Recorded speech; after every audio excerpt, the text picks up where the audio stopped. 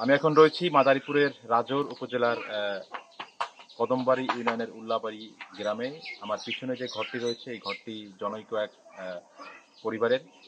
গত কয়েকদিন আগে এই পরিবারের যে গৃহবধূ রয়েছে তার সাথে কিন্তু ঘটে গেছে একটি অমানবিক ঘটনা, যেটি মূলত সেই কয়েকশো বছর আগে ঘটতো। যে অপরাধের পরিপ্রেক্ষিতে তার মাথার চুলের প্রায় অধিকাংশই কেটে দেওয়া হয়েছে।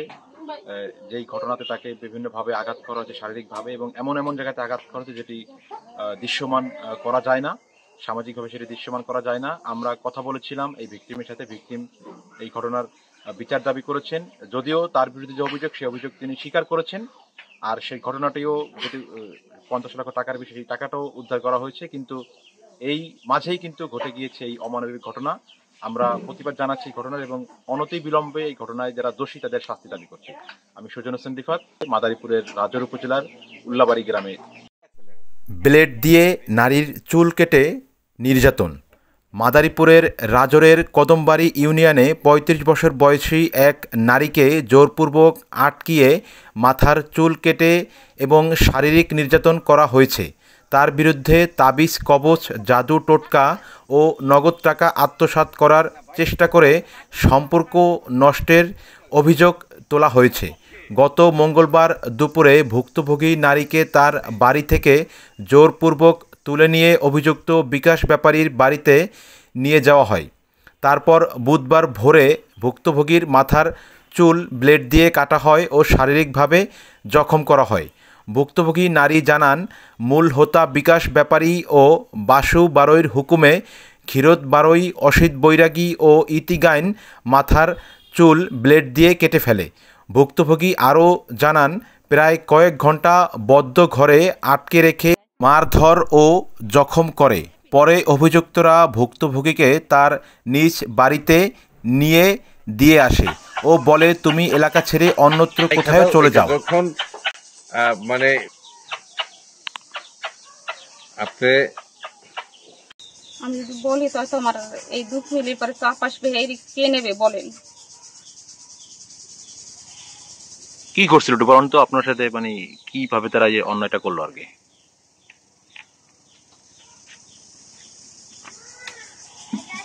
বলবো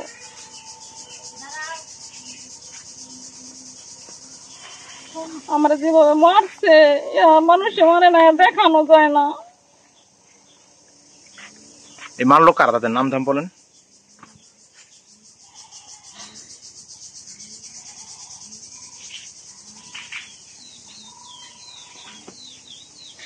মারছে যে মরে হ্যাঁ নাম হলো যে আসু না বাসু কয়ারে, হে মারছে, হবি মারছে, তারপরে খেরত মারছে, ওই হালাদার বাড়ির একজন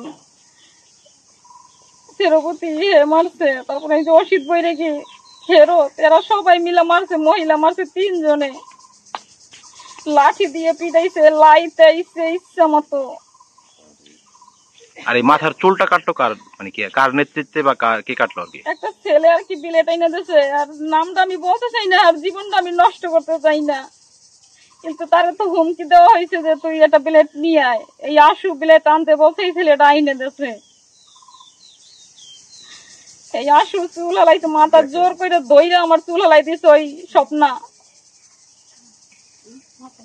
দেখেন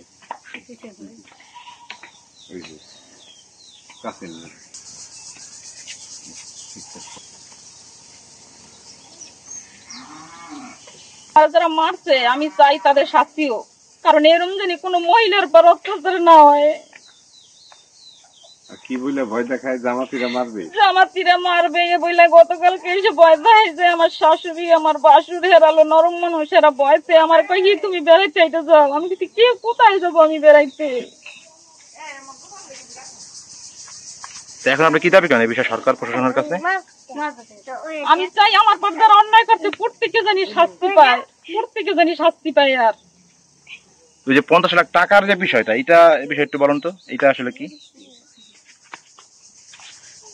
50 লাখ টাকার বিষয়, ওর বাবা ব্যবসা করে, আমি যেটুকু জানি আমি সেটুকু বলতে পারি। যার বাবা বিদেশে শুনছি লোক পাঠায়, যে ওর বাবা ওর যে সবাই মিলে মানে ওর মা ওই এর সাথে জড়িত। আর ওই মেয়েটা কথা শুনে না দেখে মারে বলছে আমারে যে আমি বাবা মারে শিক্ষা দেওয়ার জন্য এইগুলা করছি, কাকিরে অন্যায় করে গেলেছি, কাকিরে কেউ কিছু কইরো না, তারপরও আমারে মারছে ইচ্ছা মতো। আপনি কি এই ঘটনার সম্পূর্ণ নির্দোষ আপনি এটা মনে করেন? আমি মনে করি নির্দোষ, কারণ ওই মেয়ে টাকা রেখে গেছে আমার ঘরে। মানে আপনি মনে করেন আপনার সাথে অন্যায় হয়েছে এই ঘটনার মানে প্রেক্ষিতে নাকি?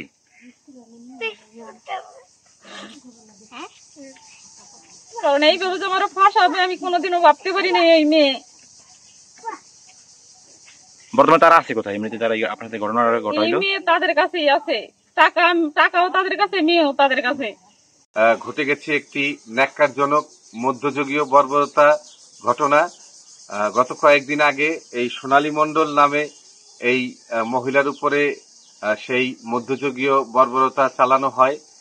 কতিপয় কিছু সংখ্যক গ্রামের লোক তাকে অন্যায়ভাবে প্রহার করে এবং তার মাথার চুল কেটে দেয়, যেটি মানে মানবতা বিরোধী এবং এই সভ্য সমাজে এই ধরনের কাজ সাধারণত হয় না, কিন্তু আমরা এটা দেখলাম, আমরা এই স্বচক্ষে নিজের যে এইভাবে চুল কেটে দিয়েছে, এটি খুবই জঘন্য ন্যাক্কারজনক কাজ। এর তীব্র নিন্দা জানাই।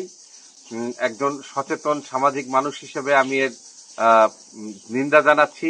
যারা এই কাজ করেছে আসলে তাদের উপযুক্ত শাস্তি হওয়া উচিত, কারণ এখন 2025 সাল, এটি আধুনিক যুগ, পৃথিবী যেখানে অনেক এগিয়ে গেছে, কিন্তু আমরা যদি এই মধ্যযুগ বর্বরতার সেই সব ঘটনা যদি আমরা দেখি বা আমরা সেই সব ঘটনা ঘটাই, তাহলে এটি খুবই দুঃখজনক, ন্যাক্কারজনক। আমি যারা এই কাজ করেছে তাদের আমি তীব্র নিন্দা জানাচ্ছি এবং ওনার সাথে যে এই ঘটনা হয়েছে তাদের উপযুক্ত শাস্তি জানি হয়। এই চুল কাটছিল কার? আপনার ছেলে? আপনার ছেলের বিরুদ্ধে যে অভিযোগ যে একজনের চুল কাটছে, চুল কেটে ফেলছে, এই ঘটনা আপনি জানেন? না, আমি জানি না। এখন আপনার ছেলে কোথায়? আপনার ছেলে এখন কোথায়? ঢাকা। বাসায় কেউ নাই? আমার বাবা মা কেউ বাড়িতে নাই, বাবা গেছে ঢাকা, মা গেছে টেকেহাট ডাক্তার খেতে। ওই ঘটনার বিষয়ে তুমি যে কিছু জানো, যে একটা সোনালী মণ্ডলের যে চুল কাটার বিষয়? না, আমার সেই সময় সেলাই নাতে জোড়া ছিল, তখন তুমি অসুস্থ ছিল। এমনি ঘটনা আসলে কি, তুমি কি শুনছো? আমার বোন শুনছি যে আমার বোন টাকা নিয়ে চলে গেছে, এতটুকু আমি শুনছি, এ বাদে আমার কিচ্ছু নেই। এই টাকা কি তোমার সব পাইছো? যে টাকাগুলা মানে ইয়া ছিল, কত টাকা ছিল সেটা বলতে পারবো না। জি, আমি বলছিলাম রাজোর থেকে সাংবাদিক সুজন হোসেন রিফাত। ভালো আছেন স্যার? স্যার, আমাদের রাজোরের হচ্ছে কদমবাড়ি ইউনিয়নের উল্লাবাড়ি গ্রামে, এখানে আপনার একটা হাউস ওয়াইফ আর কি, মহিলা, হিন্দু মহিলা, ওনার হচ্ছে আপনার গত এক সপ্তাহ আগে এখানকার এই কিছু লোকজন পুরুষ মহিলারা মিলে ওনার মাথার চুল কেটে দিছে এবং ওনাকে হচ্ছে আপনার প্রায় 24 ঘন্টা বাড়িতে আটকে রাখছিল আর কি। অভিযোগ তাদের অভিযোগ হচ্ছে যে উনি ওই মানে আর একটা পক্ষের মেয়েকে উনি তার মাধ্যমে, মেয়ের মাধ্যমে 60 লক্ষ টাকা ওনার বাসাতে ছিল আর কি। সেই টাকা যদি তারা উদ্ধার করছে আর কি, কিন্তু ওনাকে সামাজিকভাবে হচ্ছে আপনার এই মানে এলাকার কিছু লোকজন মিলে। জি, তাকে ফোন দিলাম, সে ফোনটা রিসিভ করেন, এই জন্য আপনাকে ফোন দিলাম আর কি। মূলত আপনি ওনার সাথে কথা বলেন।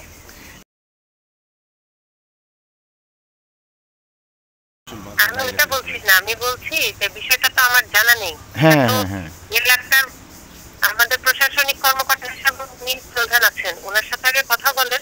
হ্যাঁ, তাকে ফোন দিয়েছিলাম, সে ফোনটা রিসিভ করে আপনাকে ফোন দিলাম আর কি। মূলত নিশ্চয়ই সে কোনো ইয়েতে ব্যস্ত আছে, ধরবে ফোন। জি, কাইন্ডলি আপনি বিষয়টা একটু নজরে দিন, ঠিক আছে? ঠিক আছে, ওকে ওকে, ধন্যবাদ, আসসালামু আলাইকুম।